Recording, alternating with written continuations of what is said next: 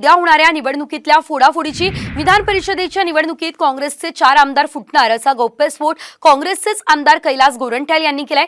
त्यामुळे आता हे 4 आमदार नेमके कोण याबाबत त्यांनी सूचक विधान केलंय। तर महायुतीच्या संपर्कात असलेले हे 4 आमदार नेमके कोण असतील या संदर्भात कमालीची उत्सुकता ताणली गेली आहे। गोरंट्याल यांनी नेमकं काय म्हटलंय पाहूयात। आणि काही डाऊटफुल आम्हालाही माहिती आहे, आमचे जे 3-4 आहे आमच्या नेत्यांना माहिती आहे, आम्हाला पण माहिती आहे।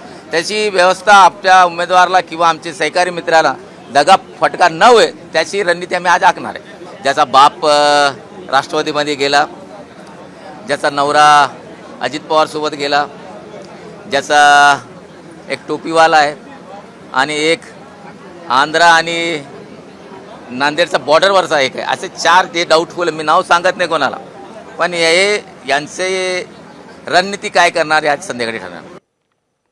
तर कैलास गोरंट्याल यांच्या म्हणण्यावरून ते 4 आमदार नेमके कोणते आहेत बघूयात। ज्या आमदारांचे वडील राष्ट्रवादीमध्ये गेले,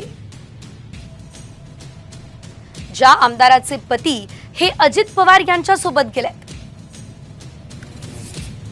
एक टोपीवाला आमदार आहे असं गोरंट्याल यांचं म्हणणं आहे। एक नांदेड तेलंगणा सीमेवरचा आमदार आहे असंही गोरंट्याल यांनी म्हटलंय।